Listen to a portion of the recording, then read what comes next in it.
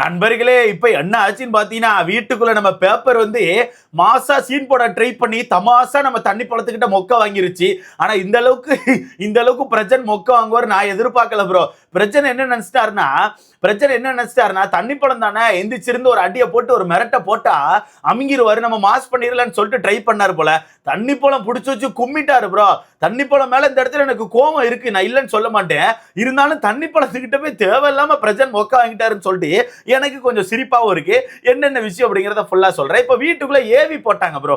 இந்த fight AV போட்டாங்க, ஓகேவா? இந்த சீசன் ஃபுல்லா இவங்க சண்டை தான் போட்டிருக்காங்க அப்படிங்கிறது நமக்கு நல்லாவே தெரியும். அந்த வகையில ஃபைட்டுக்கான ஏவியை வீட்டுக்குள்ள போட்டு விட்டாங்க. அப்ப அந்த ஃபைட் ஏவியை பொறுத்தவரைக்கும் எனக்கு தெரிஞ்சு நல்லா தான் இருந்துச்சு. ஏன்னா பூரா பையிலும் சண்டை தான் போட்டு வச்சிருந்தாங்க. அந்த ஏவி அதிகமா டாமினேட் பண்ணியிருந்தது யாருன்னு பாத்தீங்கன்னா, ஒண்ணு நம்ம காமு மாமா, வினோத், தண்ணி பழம், அடுத்ததா ரம்யா. இந்த 4 பேர் தான் அதிகமா டாமினேட் பண்ணியிருந்தாங்க.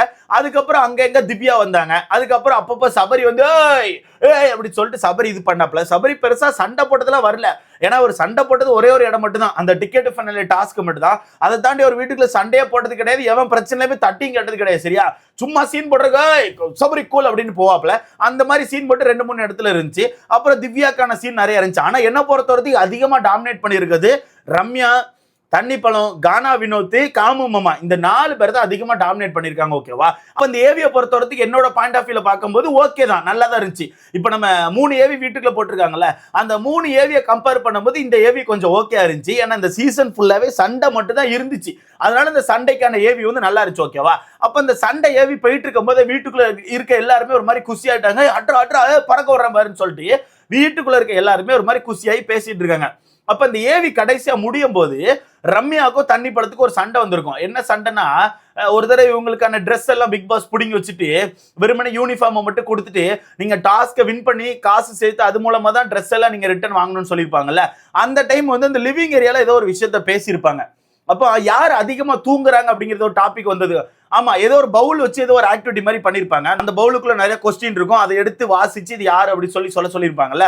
அதுல நம்ம ரம்யா வந்து இந்த வீட்டுல அதிகமா தூங்குறது யாரா ஏதோ ஒன்று வந்திருக்கும்னு நினைக்கிறேன். அதுக்கு தண்ணி பழத்தை சொல்லியிருப்பாங்க. தண்ணி பழம் தான் அப்படி பண்றாரு, சும்மா தான் படுத்து கிடக்காரு அப்படின்னு ஏதோ ஒன்று தண்ணி பழத்தை பார்த்து சொல்லியிருப்பாங்க.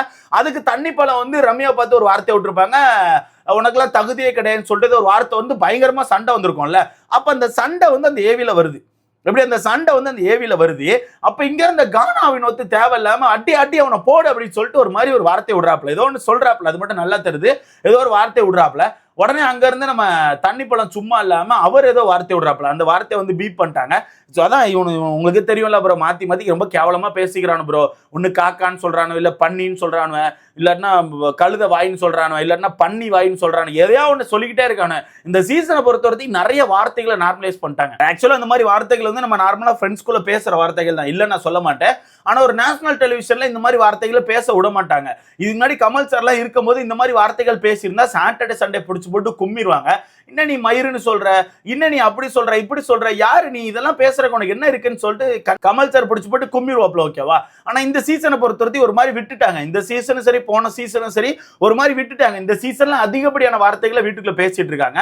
அப்போ அங்க இருந்து கானா வினோத் ஏதோ சொல்றாப்ல, அதுக்கு தண்ணி பழம் இங்க இருந்து ஏதோ ஒன்று சொல்றாப்ல, அதுக்கு கானா வினோத் ரிட்டன் அங்க இருந்து ஒரு மாதிரியே துறப்பா அப்படின்னு சொல்லிட்டு துப்பிட்டாப்ல. அப்ப கானா வினோத் தான் ஸ்டார்ட் பண்றாரு. இங்க நம்ம உண்மையை சொல்லி ஆகணும். அப்ப கானா வினோத் தான் அங்க ஸ்டார்ட் பண்றாரு, ஒரு மாதிரி பார்த்து ஏதோ துப்பிட்டாப்ல. அப்ப தண்ணிப்பழம் ஏதோ வார்த்தை விட்டுருக்காரு, அந்த வார்த்தைக்காக கானா வினோத் டென்ஷனாகி துப்பிட்டாப்ல. உடனே இங்க இருந்து தண்ணிப்பழம் என்ன பண்ணிட்டாருன்னா அவரு துப்பிட்டாரு, துறப்பா அப்படின்னு சொல்லிட்டு அவரு துப்பிட்டாரு. அப்ப பக்கத்துல யாரு இருந்தா பிரஜன் இருந்தாரு, ஓகேவா? அப்ப பிரஜன் 2 பேரும் சண்டை போடுறத பார்த்துட்டே சும்மா இருங்கன்னு சொல்லிட்டு தண்ணி பழத்தை லாக் பண்ணாரு. இருந்தாலும் தண்ணிப்பழம் கடுப்பாயி நம்ம கானா வினோத் துப்பினதை பார்த்து அவரும் துப்பிட்டாரு. அப்ப அதுல நம்ம பிரஜன் டென்ஷன் ஆயிட்டாரு. அப்ப டென்ஷன் ஆனா பிரஜன் நியாயப்படி அந்த இடத்துல என்ன பண்ணிருக்கணும், கானா வினோத்தை கூட்டி, வினோத் அமைதியா இருக்க மாட்டியாப்பா, ஏன்பா இதா பண்ணிக்கிட்டே இருக்க, அமைதியா இருப்பா, அவர் தான் சண்டைக்கு வராரு தருதுல, அப்ப கொஞ்சம் அமைதியா இருப்பான்னு சொல்லிட்டு ஃபர்ஸ்ட் கானா வினோத்தை சொல்லியிருக்கணும். நியாயப்படி அந்த இடத்துல பிரச்சனை வந்து ரொம்ப நேர்மையா நீதியா பேச போறாருன்னா அப்படிதான் சொல்லியிருக்கணும். ஆனா நம்ம பிரச்சனை என்ன பண்றாரு தெரியுமா, அந்த ஏவி எல்லாம் முடிஞ்சதுக்கு அப்புறம் வீட்டுக்குள்ள வந்து ஒரு மாதிரி அமைதியா உட்கார்ந்துருக்காங்க. நம்ம பிக் பாஸ் இந்த ஏவிக்கு ஒன்று பெருசா ரியாக்ட் பண்ண மாட்டேங்கிறான்னு சொல்லிட்டு சரி சபை கலையட்டும், அந்த அளவு போய் தொலைங்கன்னு சொல்லிட்டு பிக் பாஸ் சொல்றாரு. ஏன்னா அப்படிதான் பண்றானு ப்ரோ. ஒரு ஏவிக்கு ஒரு சுறுசுறுப்பு காட்ட மாட்டேக்கானுவேன், ஒரு விறுவிறுப்பு இருக்க மாட்டேக்கு, ஒரு இதே இல்ல, ஏவியை சும்மா உட்காந்து பார்க்கானுவேன். முடிஞ்சு எல்லாரும் மாசுன்னு சொல்லிட்டு அமைதியா உட்கார்ந்துருந்தானுவ. அப்ப பிக் பாஸ் வந்து போய் தொலைங்க, சபை கலையட்டும் அப்படின்ட்டாரு.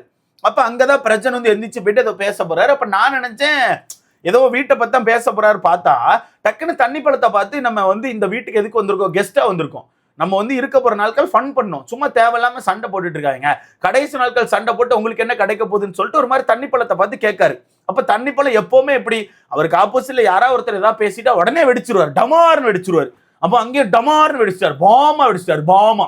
அப்ப பாமா வெடிச்சு என்ன மட்டும் சொல்லாதையா வார்த்தையோட ஆரம்பிச்சாரு, என்ன மட்டும் சொல்லாதையா, நானாயா சண்டை போட்டேன், அவன் தான் சண்டை போட்டான், அவன் தான் என்ன துப்பன, அவனை சொல்லியா, அவனை கேட்கறதுக்கு துப்பலன்னு என்ன பார்த்து கேட்கறியாயா, தைரியம் இருந்து அவனை பார்த்து கேளியான்னு சொல்லிட்டு ஒரு மாதிரி தண்ணி பழ டென்ஷனே எந்திரிச்சிட்டார். இங்க தண்ணி பழத்துக்கான கொஸ்டின் நியாயமான கொஸ்டின் தான்.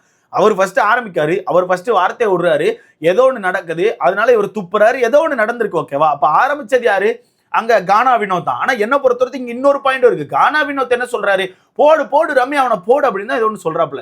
அதுக்குள்ள தண்ணி பழம் தான் அங்க இருந்து ஏதோ ஒரு வார்த்தை விடுறாப்ல. ஆனா இங்க கானா வினோத் துப்புறாப்ல. சோ இந்த இடத்துல ரெண்டு பேருமே தப்பு தான் ப்ரோ. அப்ப நியாயப்படி எந்திரிச்சு போன நம்ம பிரஜன் கானா வினோத் கிட்ட ஃபர்ஸ்ட் சொல்லி இருக்கணும். அவன் தான் லூசு மாதிரி சண்டை போட்டுக்கிட்டே இருக்கான்ல, இன்னும் என் செடி கவுந்திருக்கு, அவன் தான் லூசு மாதிரி சண்டை போட்டுக்கிட்டே இருக்கான்ல, அவங்கிட்ட நீ ஏன் சண்டைக்கு போற, அமைதியாருன்னு சொல்லி ஃபர்ஸ்ட் கானா வினோத் கிட்ட சொல்லி இருக்கணும். ஆனா அவர் அதை பண்ணல, டைரக்டா போய் தண்ணி பழத்தை பிடிச்சோன்னே தண்ணி பழம் ஒரு மாதிரி எந்திரிச்சு, நீ யாரையா என்ன சொல்றதுக்கு, அவ்வளவு தைரியமான ஆளா இருந்தா அங்க பார்த்து சொல்லியா, அவனை பார்த்து சொல்லியான்னு சொல்லிட்டு ஒரு மாதிரி கத்த ஆரம்பிச்சிட்டாப்ல. அப்ப இங்க இருந்து பிரஜன் ஒரு மாதிரி சண்டை போடுற மாதிரி ஏறி போறாப்ல. என்ன நீ வாய் பேசுற, என்ன நீ வாய் பேசுறன்னு சொல்லிட்டு ஒரு மாதிரி ஆள் மாஸ்க் காட்ட ஏறி போறாப்ல. அங்க இருந்து தண்ணி பழமும் ஏறி வந்துட்டு என்ன பண்ணுவேன் நீலாம் ஒரு ஆளா, என்னை பத்தி நீ பேசலாமா, நீலாம் ஒரு ஆளா, சும்மா சீன் படாத சரியா, சும்மா வந்து மாஸ்க் காட்ட ட்ரை பண்ணாத சரியா, அதனால என்னெல்லாம் பார்த்தா உனக்கு என்ன வெண்ண மாதிரி தருதா, என்ன பார்த்தா என்ன புண்ணாக்கு மாதிரி தருதா, நான் என்ன இழுச்ச வாயினான்னு சொல்லிட்டு தண்ணி பழம் ஒரு மாதிரி ஏறிட்டு போயிட்டாப்ல. அப்ப அங்க ஒரு சண்டை வர்ற மாதிரி ஆயிருச்சு. அப்ப எல்லாரும் குறுக்க வந்து ஒரு மாதிரி இது பண்ணி கானா வினோத் தண்ணி பழத்தை பிடிச்சி தள்ளி விட்டு ஒரு மாதிரி கச்சன்னு பண்ணிட்டாங்க. அது ஏன்னே தெரியல ப்ரோ, இந்த சீசன் மண்ணு மாதிரியே போயிட்டு இருக்கு ப்ரோ. ஃபினாலே வீக் மாதிரி கொண்டு போக மாட்டேங்கானு. ஒரு நாள் தான் இருக்கு, ஜஸ்ட் ஒன் டே, அப்புறம் பினிஷ் முடிஞ்சு போச்சு கைஸ், பினிஷ். ஆனா இவனை எனக்கு தெரிஞ்சு வருத்தப்படுவானோ ப்ரோ, கடைசி நாட்கள் நம்ம கொஞ்சம் ஜாலியா இல்லையன்னு சொல்லிட்டு கண்டிப்பா வருத்தப்படுவானோ. ஏன்னா மெண்டல் மாதிரி தான் பண்ணிட்டு இருக்கானோ, மெண்டல் பயில்வ. அப்போ சண்டை ஒரு மாதிரி கடன்னு கத்த ஆரம்பிச்சிட்டாரு.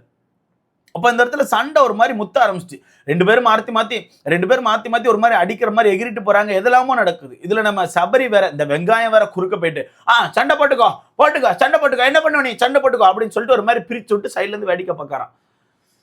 சீசன் ஸ்டார்டிங்ல இருந்து இதை மட்டும் தான் பண்றாப்ல. அதாவது பிரிச்சு விட்டு சண்டை போட்டுக்கோங்கன்னு சொல்லி ரெண்டு பேரும் சண்டை போட வச்சு அது மூலமா ரெட் கார்டு கொடுத்து ஒருத்தரை வெளியே அனுப்புறது ரொம்ப ஈஸி. ஒரு சண்டையை எப்படி பிரிச்சு விடுறது, யார் என்ன தப்பு பண்ணியிருக்கா, அந்த தப்பை கண்டுபிடிச்சு அந்த இடத்துல பேசி அந்த விஷயத்த க்ளோஸ் பண்றதா ஒரு நல்லவனுக்கு அழகு. ஆனா நீ என்ன பண்ற, எப்ப பார்த்தாலும் ஏவன் சண்டை போட்டாலும் வேணா அடிச்சுக்கோ, அடி பார்த்துக்கோன்னு சொல்லிட்டு யாரையுமே பிடிக்க விடாம இவர் சண்டை போட விடுறாரு. ஒருவேளை முத்தி ஒருத்தனை அடிச்சுட்டா நீ என்ன பண்ணுவ. இப்ப இந்த இடத்துல பிரச்சனை பார்த்து தண்ணிப்பட நிறைய வார்த்தை விடுறாரு. பிரச்சனை கை நீட்டிட்டா யாருக்கு பிரச்சனை, பிரச்சனைக்கு தானே பிரச்சனை, உனக்கு ஏதாவது பிரச்சனையா, இதை தான் ப்ரோ இந்த சபரி பண்ணிக்கிட்டே இருக்கான். இந்த வெங்காயம் இதை மட்டும் தான் பண்ணிட்டு இருக்கான். அப்ப சண்டை முத்தி ஒரு மாதிரி ஆயிடுச்சு, ஓகேவா. அப்போ ஒரு மாதிரி அந்த இடத்த விட்டு அப்புறம் கலைஞ்சு அங்கேயுமா நடந்து போறாங்க.